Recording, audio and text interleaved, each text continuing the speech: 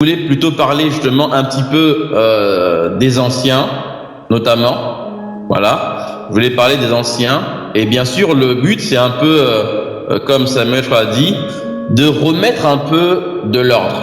Parce que être conduit par le Saint-Esprit, souvent, certains l'interprètent comme en fait être dans le désordre. Donc, comme on est conduit par l'Esprit, on fait ce que l'on veut. Pas du tout. Être conduit par le Saint-Esprit, c'est être conduit par la parole de Dieu.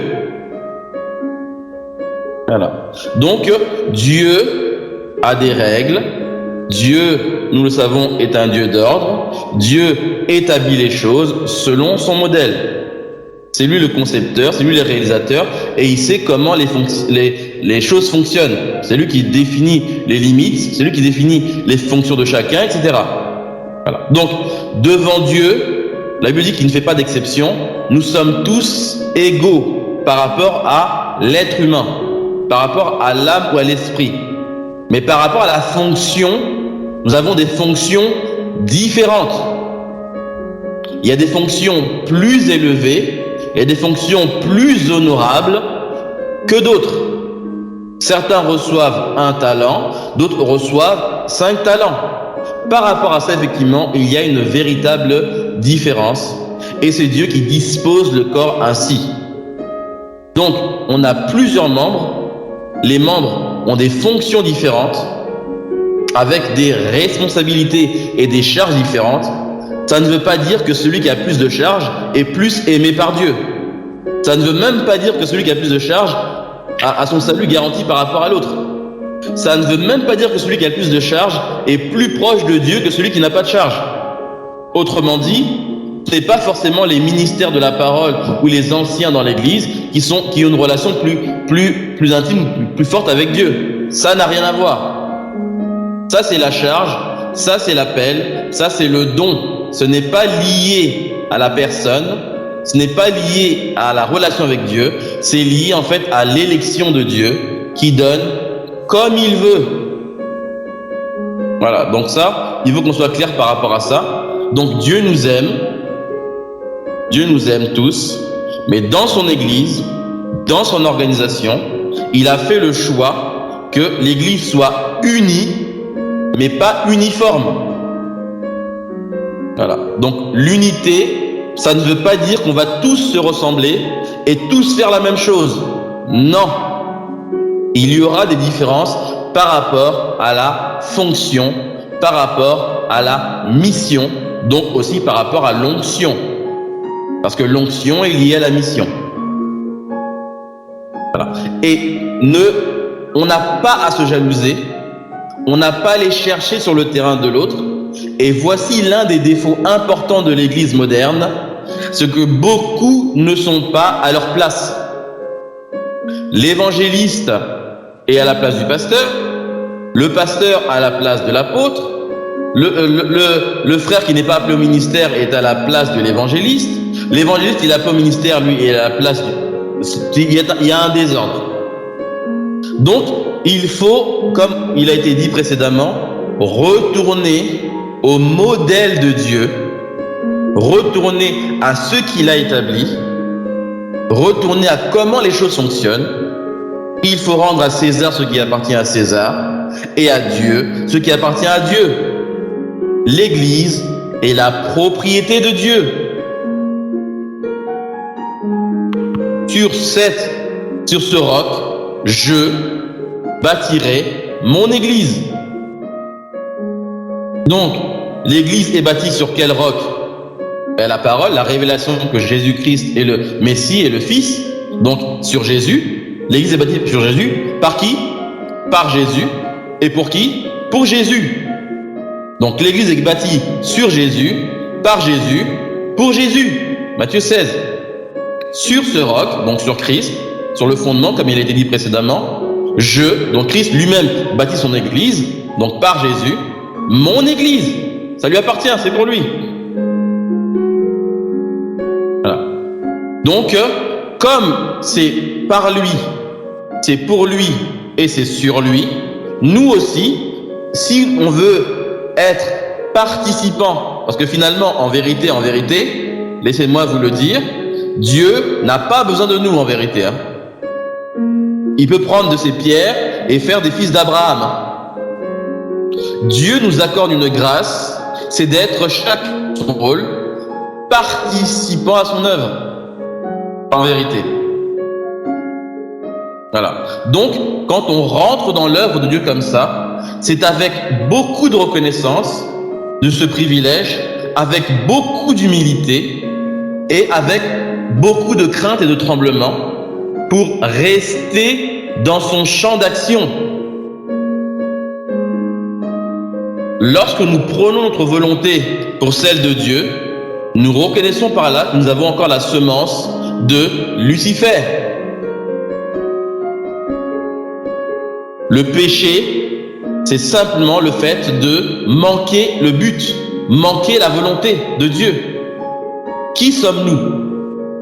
À chaque fois que nous agissons, que nous bâtissons et que nous tentons de rendre un coup, nous voulons donner un coup de main à Dieu comme s'il en avait besoin et que Dieu ne nous a pas envoyé, nous commettons l'iniquité. On ne travaille pas pour Dieu, on travaille avec Dieu. Et si Dieu est avec nous, du coup, qui sera contre nous? Voilà. Donc, premièrement, chacun d'entre nous doit avoir une crainte, une sainte crainte dès ce soir pour dire, suis-je bien dans mon couloir? Suis-je bien à ma place? Qu'est-ce que le Seigneur me demande? Et comme Paul le dit, suis-je bien dans la mesure de foi qui m'est impartie? Ni plus, ni moins. Si j'enterre, je suis condamné. Si je dépasse, je suis condamné. Et Dieu est précis, il a tout fait pour un but, et c'est lui d'ailleurs le coordinateur, selon Éphésiens 4. Tout le corps assemblé, bien coordonné, par qui? Par le chef qui est Christ. Tout à l'heure, c'est vrai qu'on a parlé de chef et d'autorité. Je suis d'accord tout à fait, je pourrais l'expliquer si j'ai le temps. Mais effectivement, le chef par excellence, qui défère, qui délègue autorité sur un champ d'action, pas sur tout son corps, mais sur un champ d'action, c'est Christ. Donc, les ministères peuvent exercer une autorité, ou peuvent exercer un gouvernement, peuvent exercer une conduction, mais sous la conduite et sous le champ d'action qui leur a été donné. Au nom de Christ. Comme un policier, français, va t'arrêter, il va dire « au nom de la loi, je t'arrête ». Son autorité vient du fait qu'il parle au nom de la loi qui lui donne cette autorité-là. Donc, le ministère et l'ancien vont agir par rapport à l'autorité qui leur a été donnée. Ni plus, ni moins. Donc, nous voudrions que l'Église retrouve de l'ordre, retrouve de la crainte de Dieu, retrouve de la soumission à Dieu, même quand cela ne nous arrange pas. Quand la Bible dit que toute femme soit soumise à l'homme, on peut en débattre pendant des heures, et la Bible précise bien, comme au Seigneur. Que le monde dise non, maintenant c'est l'émancipation, etc., s'ils veulent, mais toute femme doit obéir à son homme comme au Seigneur. Sauf s'il le fait pécher, bien sûr. Sauf s'il le demande de pécher. Et tout homme doit être prêt à mourir pour sa femme comme le Seigneur. On n'est pas un enseignement sur le mariage, mais c'est un exemple que je donne pour dire que on a trop commencé à se prendre pour Dieu, à conseiller Dieu, à penser qu'il a mal fait et que nous, on sait comment il faut faire. La Bible dit en Jérémie qu'il n'appartient pas à l'homme, lorsqu'il marche, de diriger ses pas. Cela appartient à Dieu. C'est Dieu qui définit le bien et le mal. Ce n'est pas moi, selon mon raisonnement, selon ma science, ma philosophie, mon modernisme, mon humanisme, qui va dire que non, c'est comme ça, c'est mieux, c'est la démocratie, c'est tout ce que... Non, il n'y a pas de démocratie. On est dans un royaume. Le régime céleste, c'est pas la démocratie, c'est la souveraineté. Nous sommes sous un régime royaliste. Il y a un roi. Un roi, on ne conteste pas ses décisions. Donc, ton avis, là, on s'en moque royalement. Qu'a dit le roi? C'est ça qui compte pour nous. Mon avis, on s'en moque royalement. Qu'est-ce qu'a dit le roi pour son royaume? Parce que l'Église est bien sûr aussi un royaume.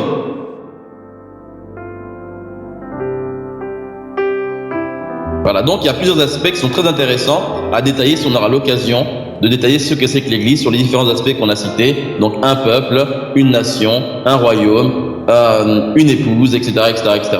Donc il y aura différents aspects où si même on comprend le quart, il y a des grandes révélations qui vont nous aider à mieux nous comporter les uns avec les autres. Donc ceci étant dit, c'était juste l'introduction pour nous dire que on doit être soumis à Dieu. Je vais quand même lire un des textes auxquels j'ai fait référence. Romains chapitre 12, par exemple. Romains chapitre 12. Ah oui, donc je vais essayer de courir aussi parce que moi le temps... Bénès, tu peux être maître du temps pour moi, s'il te plaît? Et dès que j'ai atteint à peu près 45 minutes, tu m'arrêtes. Enfin, tu me signales en tout cas. Ok? Ok, il n'y a pas de souci. Mais tu veux que je te dise combien de temps il reste là? Oui. 30. Ok. Tu vois, j'aurais même pas le temps de développer. C'est pas grave. Alors, gloire à Dieu. Romains 12, verset 3. Par la grâce qui m'a été donnée, je dis à chacun, là c'est toute l'Église, de vous, de n'avoir pas de lui-même une trop haute opinion, mais de revêtir des sentiments modestes selon la mesure de foi que Dieu a départie à chacun. Car nous avons plusieurs membres dans un seul corps et que tous les membres n'ont pas la même fonction. Ainsi, nous qui sommes plusieurs, nous formons un seul corps et nous sommes tous membres les uns des autres. Puisque nous avons des dons différents, selon la grâce qui nous a été accordée, que celui qui a le don de prophétie l'exerce selon l'analogie de la foi, que celui qui est appelé au ministère s'attache à son ministère, que celui qui enseigne s'attache à son enseignement, que celui qui exhorte à l'exhortation, que celui qui donne le fasse avec libéralité, que celui qui préside le fasse avec zèle, et celui qui pratique la miséricorde le fasse avec joie. Voilà. Donc là, effectivement, on a vu plusieurs dons, plusieurs appels, plusieurs fonctions dans le même corps, totalement différents, mais complémentaires. On a beaucoup à gagner si chacun est à sa place. Voilà. Donc je m'encourage, je nous encourage de demander et de prier le Seigneur. Et il parle de différentes manières. On n'aura peut-être pas le temps de voir comment discerner son appel, comment voir son appel, parce qu'il y a l'appel et il y a l'établissement de l'appel. Mais il est important, faites une quête, ne serait-ce que, je ne sais pas moi, de 1 an, pour savoir et préciser votre champ d'action. Ça va vous éviter de travailler inutilement et que Dieu vous dise « Mais je ne t'ai rien demandé.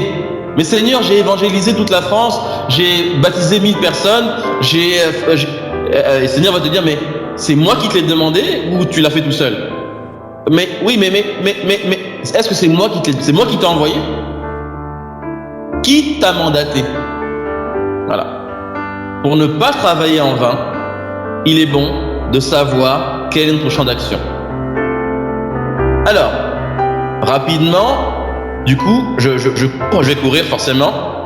Les anciens, aussi appelés évêques, aussi appelés notamment conducteurs. Les anciens. Donc, leur rôle dans l'Église, leur responsabilité, leurs limites aussi, par rapport à ça. Alors, je fais une différence entre les ministères de la parole et les anciens. Même si des ministères de la parole peuvent aussi devenir anciens.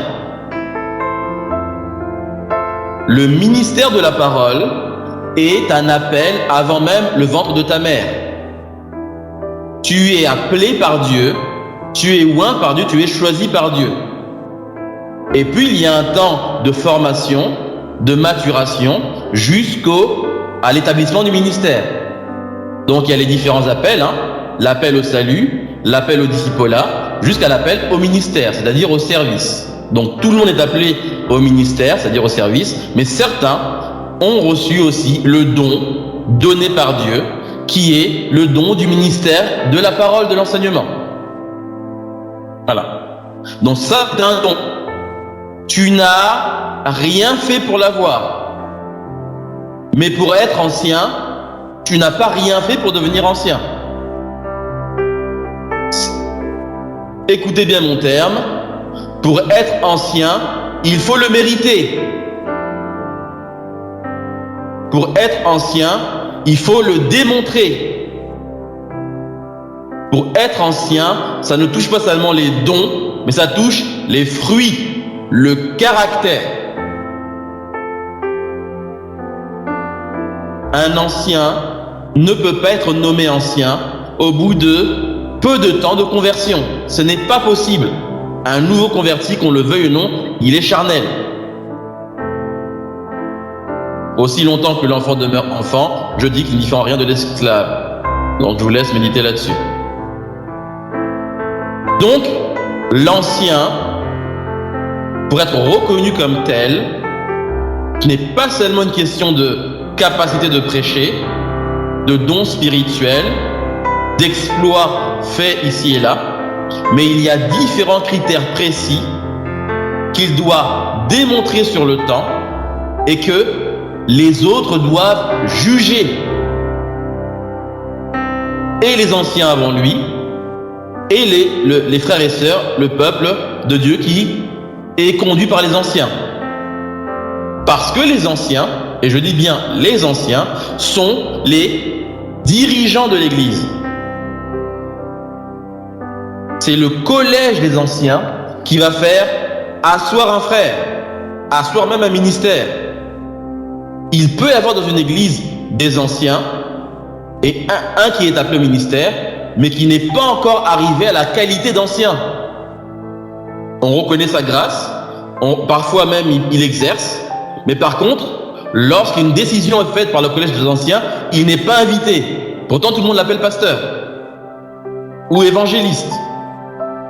Vous voyez, le niveau d'exigence est supérieur lorsqu'on arrive en termes d'anciens. Ce sont des personnes solides sur lesquelles on peut compter, qui ont une expérience avec le Seigneur, avec la parole, sur le terrain. Donc ce n'est pas forcément lié à un âge naturel. Il ne faut pas forcément avoir 60 ans, les cheveux blancs et la barbe. Mais c'est vrai qu'en général, les anciens étaient plutôt vieux parce que ça met du temps pour être qualifié d'ancien. L'un des problèmes, c'est qu'on sait prêcher un petit peu, on a fait quelques miracles, on a rassemblé 1000 personnes, on est ancien. On n'a même pas encore pris les bonnes baffes qu'il fallait prendre. On n'a même pas encore été bien brisé par le Seigneur. Et là, du coup, on se retrouve à conduire un peuple et on fait plein de dégâts. Parce que derrière, après le don, après les exploits, il y a le caractère. Et on ne donne que ce que l'on a. Tout à l'heure, on parlait d'autorité. On aura peut-être l'occasion de voir ce que c'est. Mais l'autorité, ce n'est pas la domination, par exemple. Ça n'a rien à voir. L'autorité, ce n'est pas la tyrannie. Ça n'a rien à voir. Mais beaucoup dont le caractère n'est pas travaillé par le Seigneur prennent le rôle d'anciens, c'est-à-dire de dirigeants, de conducteurs, d'évêques. Évêques, c'est-à-dire c'est gardiens, surveillants. Et ils détruisent des vies. le même qui prêchait hier là, le même, il a prêché, vous avez été tellement touchés par ce qu'il a dit, c'est tellement édifiant. Ah waouh, il a sorti des mystères que même si Paul se présente là, Paul n'avait pas dit ça, mais totalement immature, totalement orgueilleux jusqu'au ciel, totalement impulsif. Il n'est pas ancien. Il n'est pas ancien.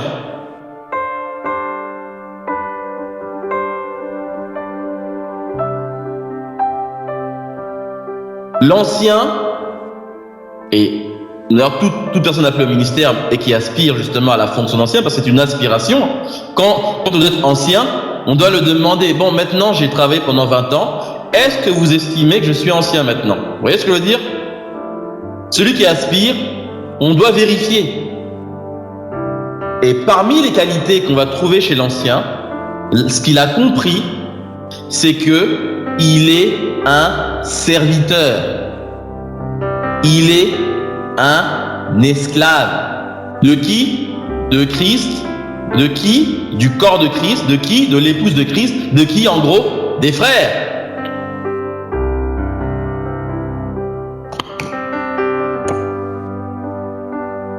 L'Église n'est pas ministrocentrée, n'est pas centrée sur les anciens, mais les ministères et les anciens viennent travailler au nom de Jésus-Christ pour Éphésiens 4, vous connaissez, l'éducation du corps en vue de l'œuvre du ministère, etc. Jusqu'à ce que nous ne soyons pas ballottés comme des enfants, etc.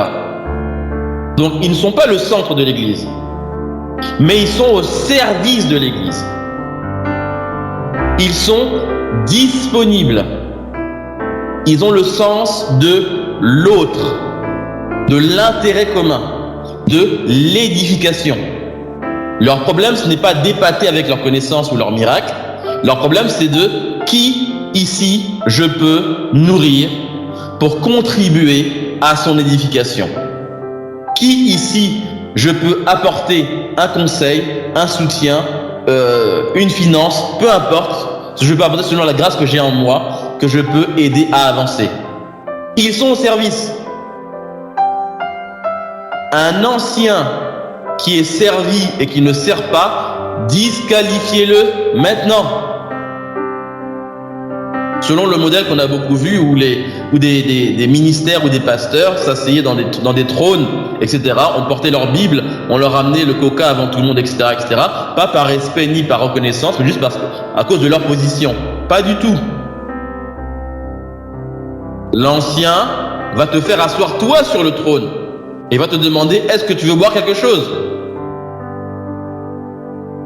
Parce que lui, il est au service du maître, avec crainte et tremblement.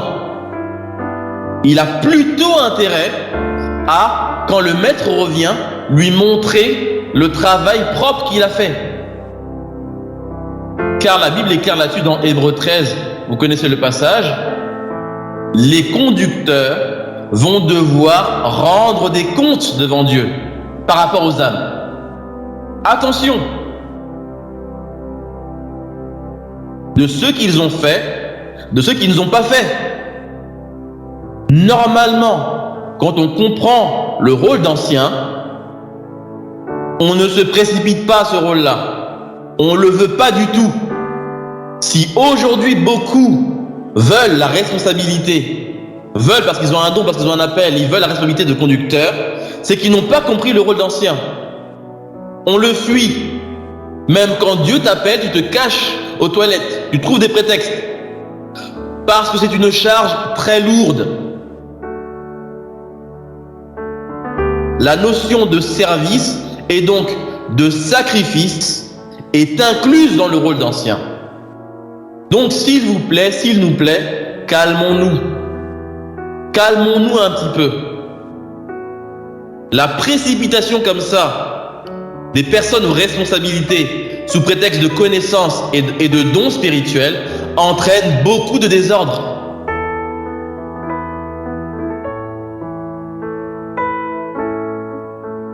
Le don spirituel, le don du ministère ne te qualifie pas. Ça ne veut même pas dire que Dieu est avec toi. Pas parce que quelqu'un prêche et que sa prédication, dans ce qu'il dit, c'est la vérité, que Dieu est avec lui. Hein. C'est pas vrai du tout. Ou qui fait des miracles et qui guérit les gens, que Dieu est avec lui. C'est pas vrai du tout. C'est pas du tout un signe que Dieu est avec lui. Arrêtons d'être impressionnés par les dons de prédication, les miracles, ou l'onction. Arrêtons. Soyons impressionnés par les fruits de l'esprit. Le caractère, l'amour, la sanctification. Soyons impressionnés par ça. Car ça ressemble au Christ. Qui s'est fait serviteur?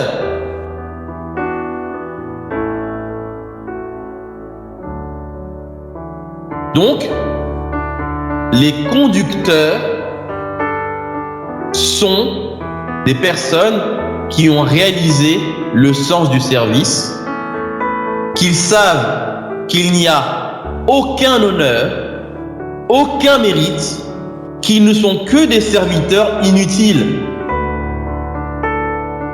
Cette notion-là est très importante. Ah ouais, le frère, je l'ai aidé, je l'ai visité, j'ai prié pour lui, je l'ai enseigné, maintenant il me boude. Ah, moi je lui parle plus, je prie plus pour lui. Mais t'as pas compris. T'as pas compris l'appel. Hein. Tu n'as pas compris l'appel. Si tu attends de la reconnaissance de la part des hommes pour ton service, d'être bien vu, d'être applaudi, etc., tu n'as pas compris l'appel. Au contraire même, parce que tu serviras les gens, parce que tu paraîtras faible, on va bien t'écraser comme il se doit. Le serviteur n'est pas plus grand que son maître. On dirait qu'on a oublié comment Jésus a vécu. On dirait qu'on a oublié les persécutions, les insultes, les crachats, etc. qu'il a vécu. Aujourd'hui, la conception du ministère, c'est une carrière. C'est devenu un plan. Bon, soit je suis conseiller financier, soit je suis avocat, ou soit je suis pasteur.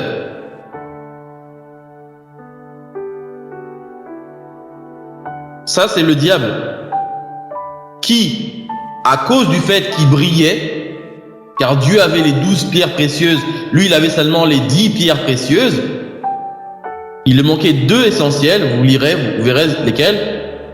Il s'est pris pour Dieu. C'est bon, je monterai au ciel, je me ferai adorer sur la montagne de Dieu. Je suis plus sage que Daniel, hein, parce que Satan est plus sage que Daniel d'après les Écritures. Lucifer. Donc si Satan vient au milieu de nous là, et qu'il se met à nous prêcher, il va nous épater en termes de révélation, il n'y a pas de problème.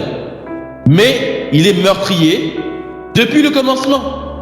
Il est menteur et prince du mensonge. Rappelez-vous que le faux prophète a des cornes comme un agneau. Comme un agneau. Il fait descendre le feu du ciel. Il ressemble à Jésus. Il fait descendre le feu du ciel. Qui a fait ça, c'est Élie. L'onction n'a pas de problème. Mais c'est le faux prophète. Il parle comme un dragon, c'est-à-dire le mensonge.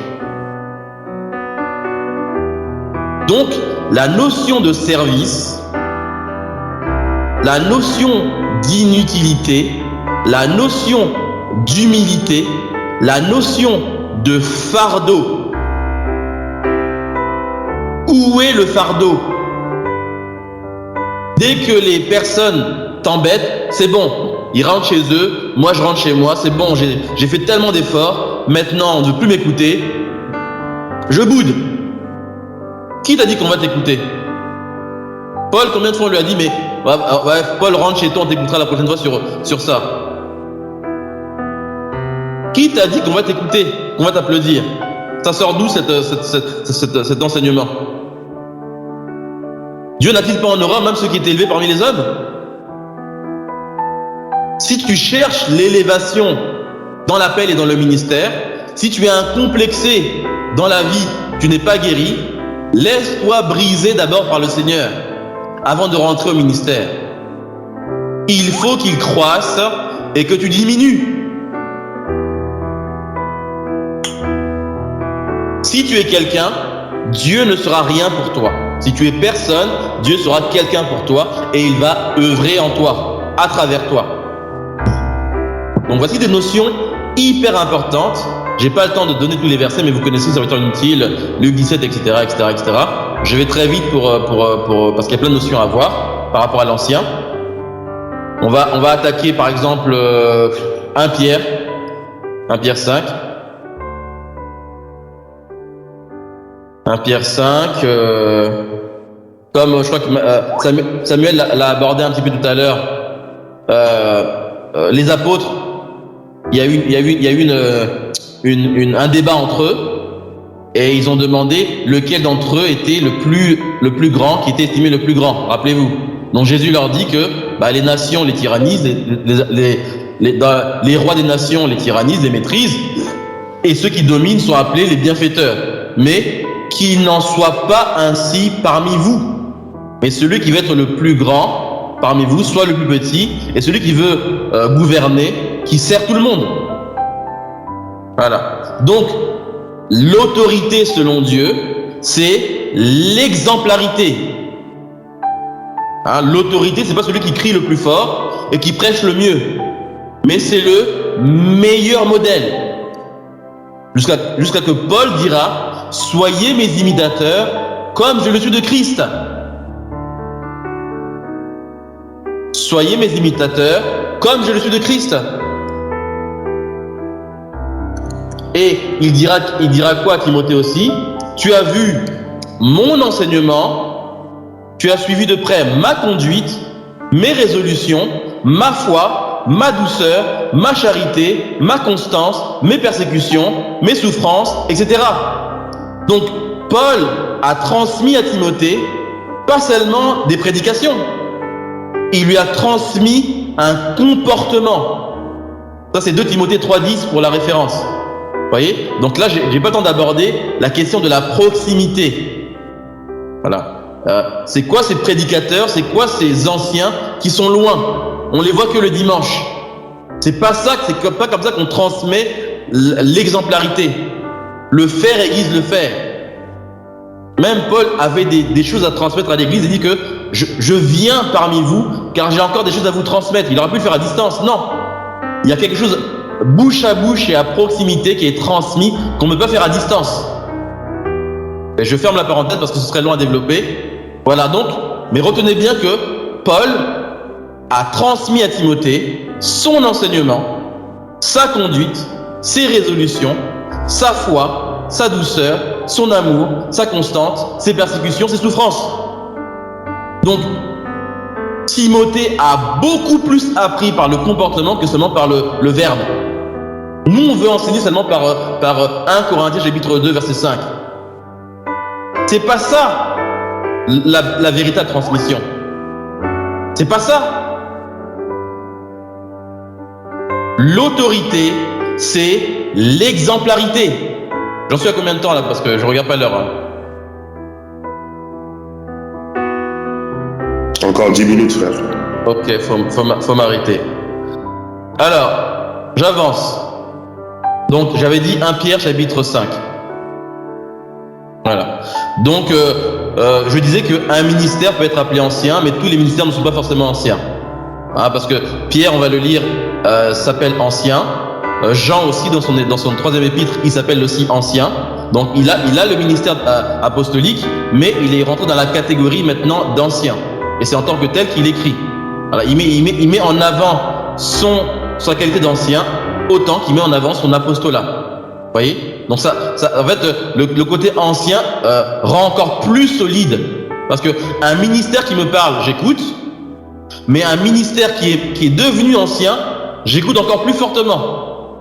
Et plus que j'écoute, je suis l'exemple. Alors, 1 Pierre chapitre 5, verset 1. Voici les exhortations que j'adresse aux anciens, qui sont parmi vous. Voilà, donc il y a le côté toujours aux anciens, il y a la collégialité, on aura peut-être le temps d'y revenir une prochaine fois. Moi, ancien comme eux. Voilà, donc Pierre se met dans la catégorie de ancien lui aussi. Témoin des souffrances de Christ et participant de la gloire qui doit être manifestée. Regardez le premier conseil qu'il lui donne, c'est quoi? Paissez le troupeau. Jésus a dit à Pierre, m'aimes-tu? Pierre leur répondit oui. La réponse était quoi? Bâtis des églises? Non. Fais des miracles? Non. Fais des grands enseignements? Non. Paie mes brebis. Voici la pensée, l'obsession, le fardeau de l'ancien. Pêtre. Dans Pêtre, on retrouve, selon Ézéchiel 32, enfin je reviens, je vous donne la référence tout à l'heure précise, nourrir, guérir, soigner, récupérer celles qui sont perdues. Il y a plusieurs notions. Le mot la Pêtre rentre en fait dans ce qu'on appelle aussi le ministère pastoral. Tous les anciens sont pasteurs, même si le pasteur, il a une spécialité. Voilà. Pasteur veut simplement dire en fait berger, celui qui fait paître. Voilà. Le pasteur, lui, on aura le temps de détailler peut-être le fonctionnement de chacun. Il aura un rôle particulier dans sa capacité de paître que d'autres n'auront pas. Mais c'est inclus que tous les anciens paissent. Tous les anciens prennent soin du troupeau. Tous les anciens ne sont pas là pour eux. Ils ne sont pas là pour se nourrir. Ils mangent en dernier. Même s'il n'y a plus rien à manger, c'est pas grave. Tant que le peuple a mangé, là, eux, ils sont rassasiés. Leur nourriture, c'est de faire la volonté de celui qui les a envoyés. Paissez le troupeau de Dieu qui est sous votre garde. Ça, c'est très important. J'entends beaucoup, nous voyons beaucoup, surtout dans certains milieux, pasteur un tel, pasteur un tel, pasteur un tel. Mais quand vous les regardez, ils n'ont rien d'un pasteur. Le pasteur, son micro, c'est pas son problème. Prendre un micro dans une estrade, c'est pas ça qui l'obsède. Lui, son souci, c'est que est-ce que tout le monde là a mangé spirituellement et physiquement? Le pasteur, son message, c'est pas donnez-moi 10 000 € afin que l'église, on achète des baffles. C'est collectons de l'argent parce que le frère n'arrive pas à payer son loyer. C'est ça le message du pasteur.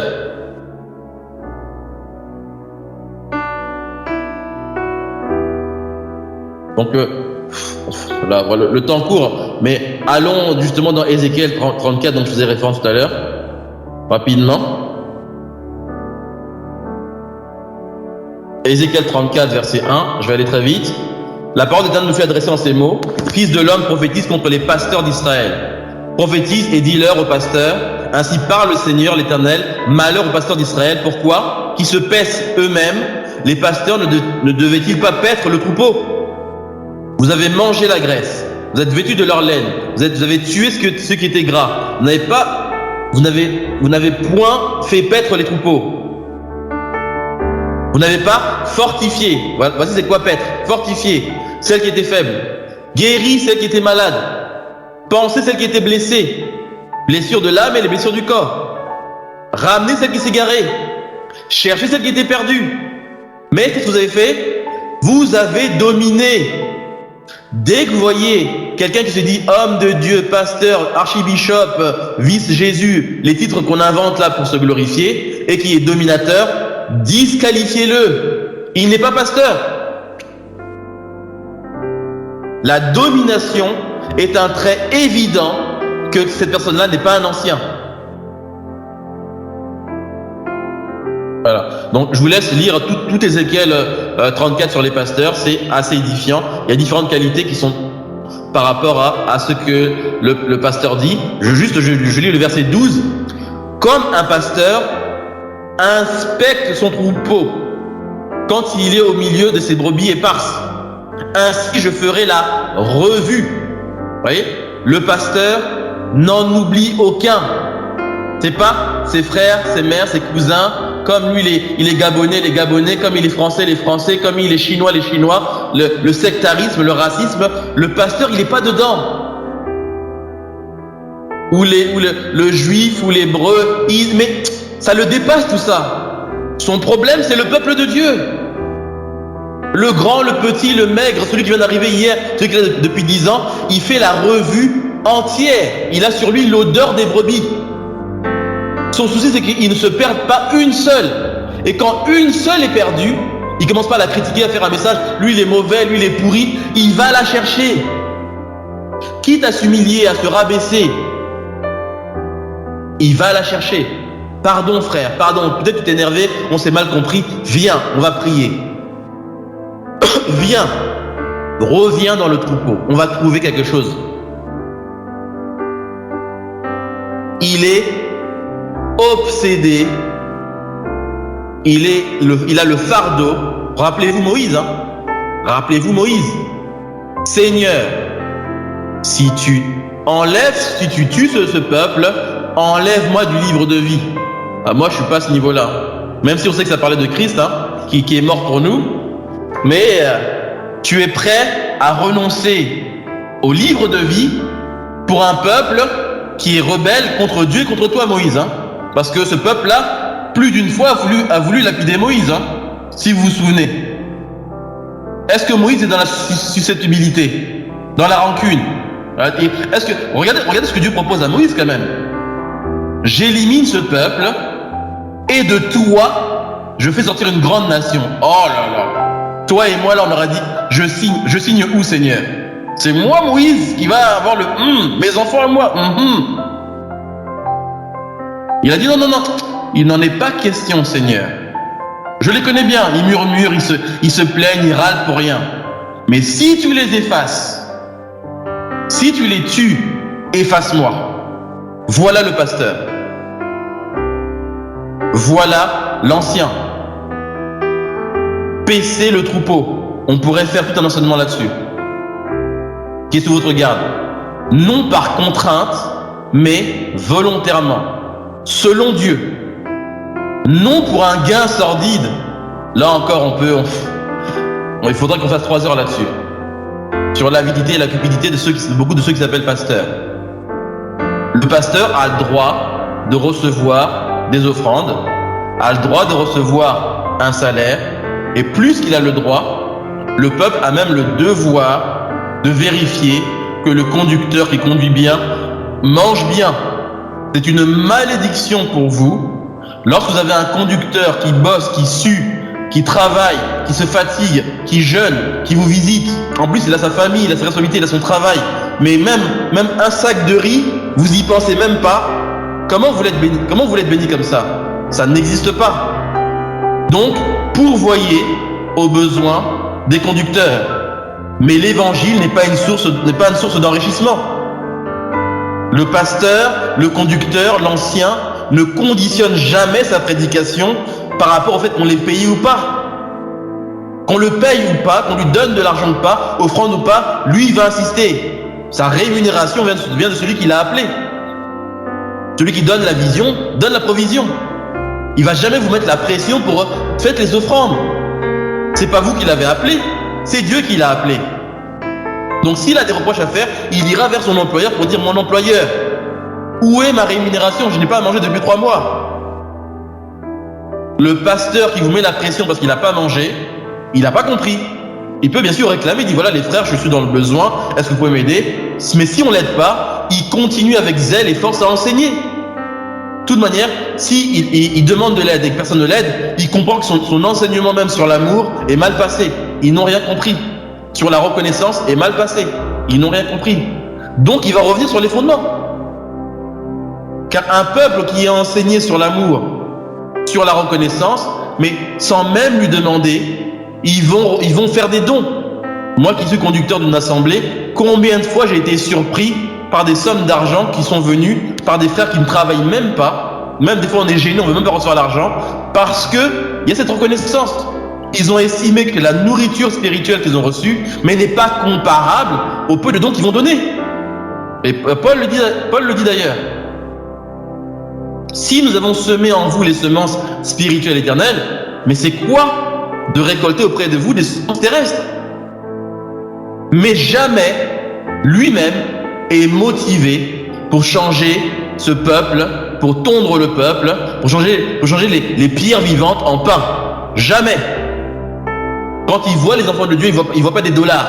Il y en a quand ils voient les enfants de Dieu, ils voient des dollars. C'est pour ça qu'ils veulent des grandes églises en fait. Ils veulent 10 000 personnes parce que plus il y a du monde, plus le business fonctionne. Quand il y a 3 pèlerins, les offrandes, ça va pas être terrible. On en sort parler de ceux qui prêchent la dîme selon l'ancienne alliance. Donc, non pour un gain sordide, mais c'est tout un enseignement aussi, j'ai pas le temps. Verset 3. Non comme dominant, on a parlé tout à l'heure, sur ceux qui vous sont échus en partage, mais étant quoi? Les modèles. Voilà. Donc, PC, de quelle manière on paie? De quelle manière l'autorité s'exerce? En étant les modèles. Est-ce que ta vie de prière, ta foi, ta persévérance, ton endurance dans les épreuves, ta consécration, ton amour peut être copié? Si ce n'est pas le cas, va t'asseoir. Laisse-toi former par Dieu.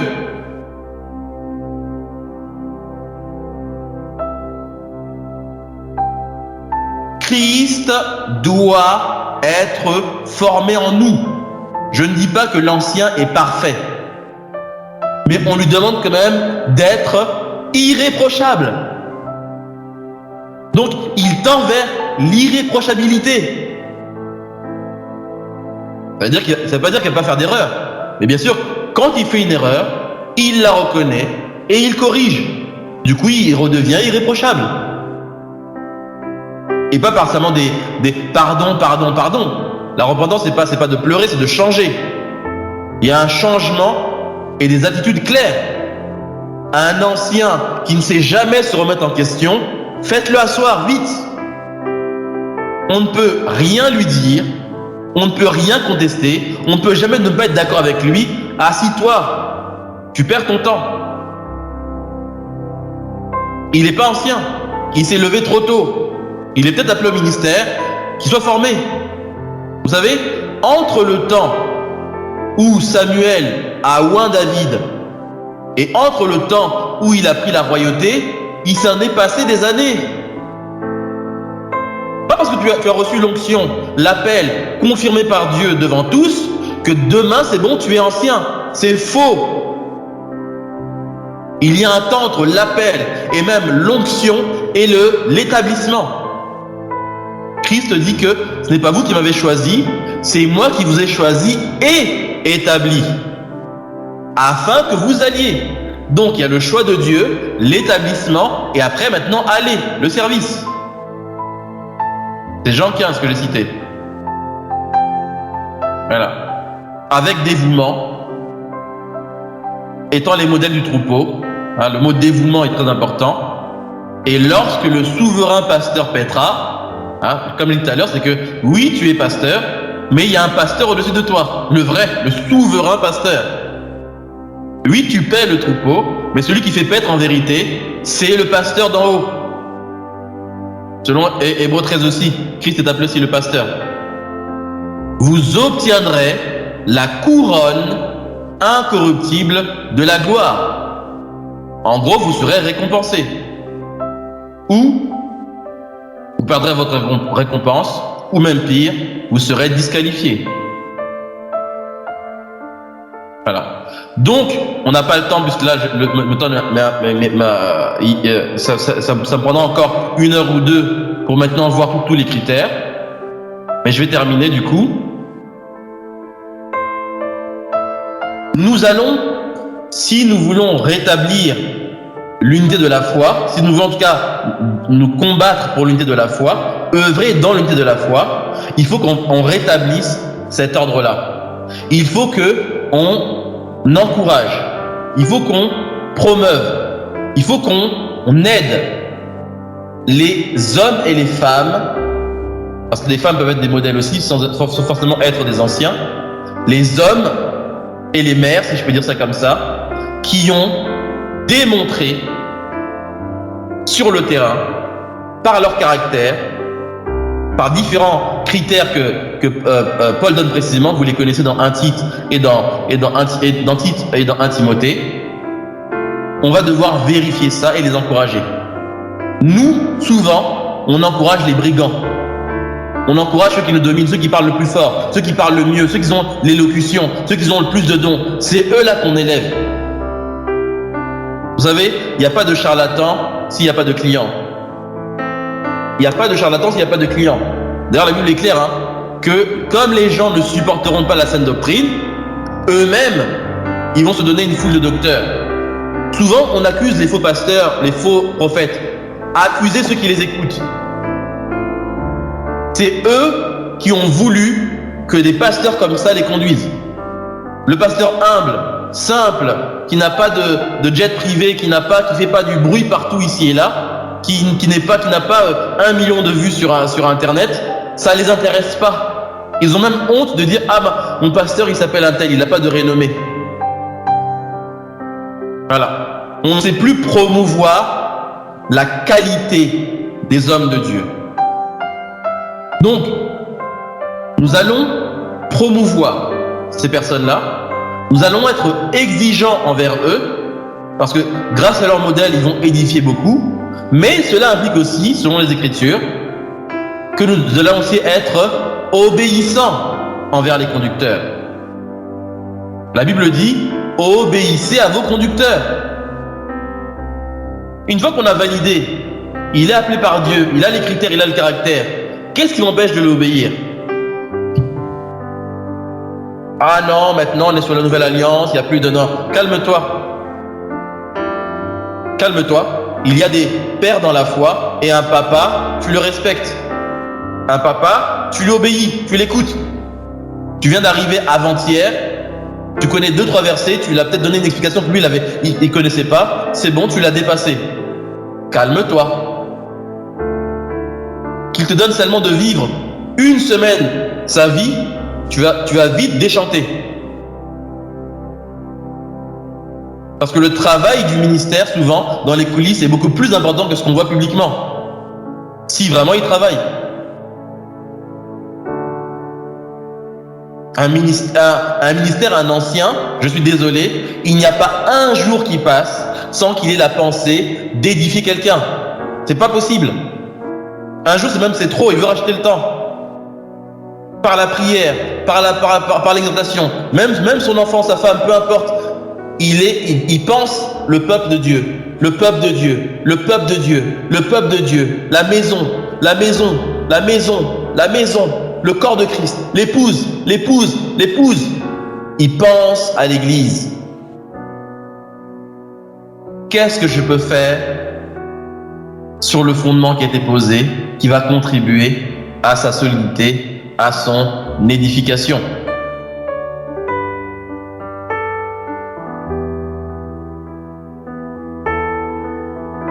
Combien de temps? C'est fini. Là, c'est fini. C'est fini. Ok. Donc, je vais respecter le temps qui m'est imparti. Donc voilà, j'ai vraiment brossé certaines choses et je préfère qu'on parte d'ici avec 2-3 notions importantes plutôt qu'on cumule plein d'informations. Mais aujourd'hui, déjà, ceux qui aspirent au rôle d'ancien, comme disent les Écritures, sachent qu'ils aspirent à une charge excellente. Donc, calmons-nous un peu.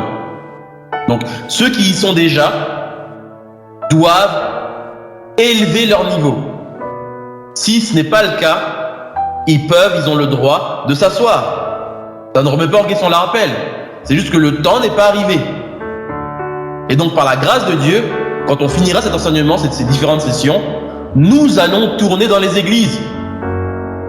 Nous allons voir un par un ce que le peuple dit de ce conducteur, ce que sa famille dit de ce conducteur, qu'est-ce que son travail on dit de lui. Si on va dans ton travail, personne ne sait que tu es un enfant de Dieu, va t'asseoir.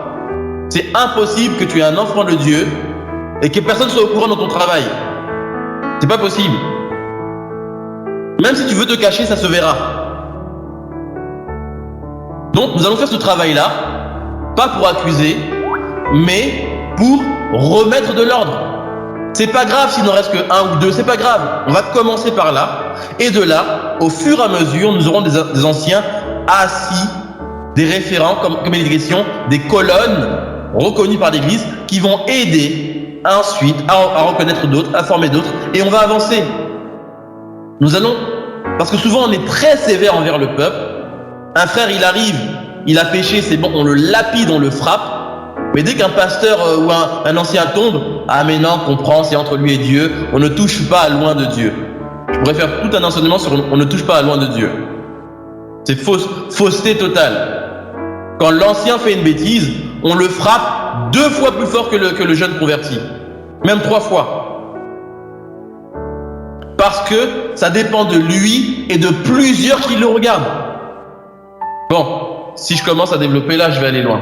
Voilà, c'était vraiment ça, notre niveau d'exigence, comprendre la notion de service, de fardeau, voilà, et comprendre que oui, nous sommes des autorités par rapport au modèle. C'est le seul critère d'abord. C'est pas la prédication ou le don, c'est l'exemplarité.